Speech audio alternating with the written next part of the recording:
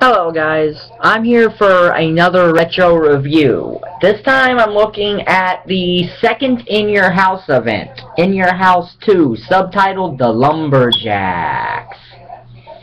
Because the main event was a Lumberjack match, the first ever Lumberjack match televised in WWE. So, it took place on July the 23rd, 1995, from the Municipal Auditorium in Nashville, Tennessee. Our opening contest, the 1-2-3 Kid versus the Roadie. So how about that? Two future DX members were having a match here. 1.5 stars, not a bad match. Roadie wins with a pile driver off the top rope, which is interesting in a way. So yeah, this never was good, you know. But, you know, wasn't bad.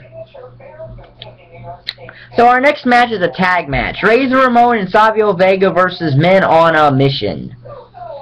After Mabel won the 1995 King of the Ring, Men on a Mission did not really wrestle together much. Mo was some more of a manager to Mabel here. And the focus shifted to Mabel as a single wrestler after he won the King of the Ring. So this was a rarity to have Men on a Mission in a tag match. Ramon and Savio Vega are teaming in Stillman. It stems from the finals of the King of the Ring in '95, in which Mabel beat Savio Vega, and I still think Vega should have won that King of the Ring. But this is an okay tag match. It's 2 stars. I mean, it's nothing special, but it's not like it's really super bad or nothing. So, Men on a Mission actually won here, which is kind of a surprise. So yeah. So before we get our next match, we get the famous Jeff Jarrett With My Baby Tonight musical number, which I'm not giving a star rating to, because I think this was just a waste of time, and really, given the fact that Jarrett left the company shortly, well, after this pay-per-view he took time off. Roadie didn't come back till late 1996, and Jarrett was already gone at that time. So what they did with it really served no purpose, because what they did, it later revealed that the Roadie sang the song Jarrett lip-synced, and it was supposed to ignite a feud between Jeff Jarrett and the Roadie and split them off. But like I said, Jarrett left the company and didn't return until late '97, and by then, the Roadie was the Road Dogg team with Billy Gunn, so ultimately this whole thing served no purpose in the scheme of things, and with a retro review, you sometimes have history to look at sometimes.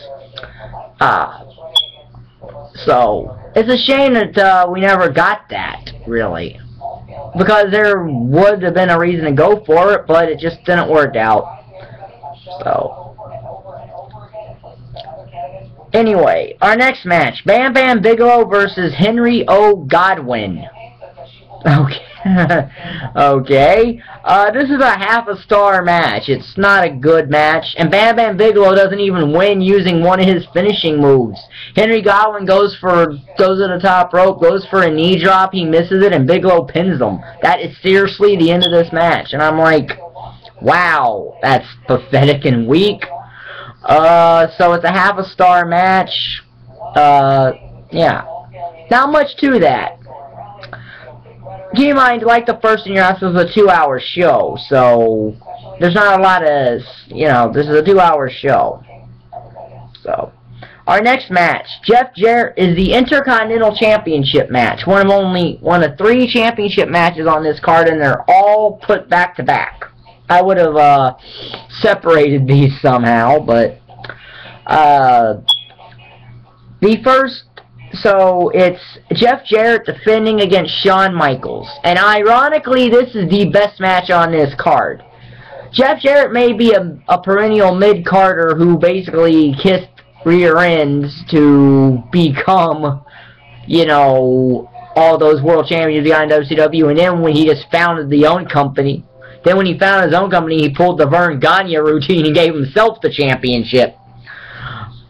but WWE used him the right way. They were the only ones who really ever used him right. They didn't give him world championships, even though he constantly kept bugging them for it. That's why he left both times. I think both times he left was because he thought he should have been higher on the card than he really should have been. I think. I know that's why he left in 99. I don't know why he left in 95. Well, technically he left in 96 after the Royal Rumble of 96, but I know that's why he left in 99 was because he thought he should have been higher on the card. But anyway, this is actually an okay match, and they also did something in it that would have went to setting up Jarrett and Roadie too, because in the finish of the match, Jarrett signals for Roadie to trip Shawn Michaels, but Roadie isn't looking, and Michaels reverses the Irish Whip, and Roadie trips Jeff Jarrett, who walks into the sweet chin music and loses the Intercontinental Championship to Shawn Michaels. This is the best match on here. It's also the longest match on here, a little over 20 minutes, although there is about 5 minutes of it that's stalling, so I did always think Jarrett was a good worker. I just don't think he ever should have been anywhere near main event scenes. So, good match, though. So then we get the WWE Tag Team Championship match. Owen, Hart, and Yokozuna versus the Allied Powers. This is a 2-star match. It's not a bad match. You know. Interesting note, this is Lex Luger's final pay-per-view appearance in the WWE. As we all know, he would show up on the first Nitro, which aired just a little over a month after this, actually, on I think it was September the 5th of 95, or September 6th of 95. It was one of those 2 dates. But yeah, Owen, Hart, and Yoko win. They would lose the tag titles technically at the next In Your House to Diesel and Michaels, but they would give them back on a. They would have them given back on a technicality or something. I'll have to watch that again. I'll probably watch that for another retro review and give you a review of that. Yeah. So, okay match, 2 stars. So then we get the main event. What this match is built around: the Lumberjack match for the WWE Championship. Diesel had 15 Lumberjacks, Sid had 15 Lumberjacks. So essentially you have 30 men around the ring.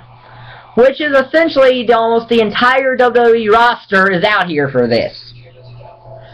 Because that is literally most of the WWE roster is out here. Since they didn't have, they only had, I think, about 65 or 70 people on their active roster at this time, not counting any women. So yeah, this is basically their match from the first In Your House, except just with traditional Lumberjack spots like Diesel's Lumberjacks throwing Sid back in on that side of the ring, Sid's Lumberjacks when he gets outside, fanning him and all that. Heel Lumberjacks beating up Diesel, and the Lumberjack and all that. Diesel kicks out of a power bomb, and he wins with a big foot. Probably because they were getting very low on time, because WWE did not structure their time right here, because they were going to go off the air at 8:58 Eastern Time. This pay-per-view started at 7 and was going to go to 9, or 8:58. So they had to get it done by then. So I mean, that's why the big boot happened. So it's a 1.5 stars. This pay-per-view is actually better than the one I reviewed yesterday, which was Uncensored 95. Not by much, but it is at least better, as at least none of the matches are 0 stars, and at least all have some kind of a purpose here. So the total star rating is 10.5 out of 30, which is just over a third.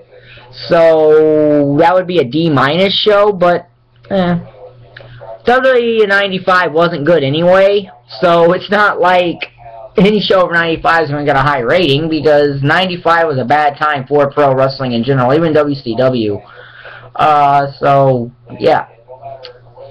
Next video I will upload, which is tomorrow, will be the Operation Overdrive review for Power Rangers Operation Overdrive, since it won't be a Dino Charge review because Dino Charge is on its hiatus for 5 months approximately. Yay. So, I don't know what my next retro review will be yet. I want to review Bash at the Beach 96 because of the historical aspect of it. So that might be my next retro review, but I really don't know. In fact, that probably will be my next retro review because I do want to review it as it's a historical pay-per-view. So, if you like the video, like button is down there. If you want to, you can subscribe. And thank you for watching.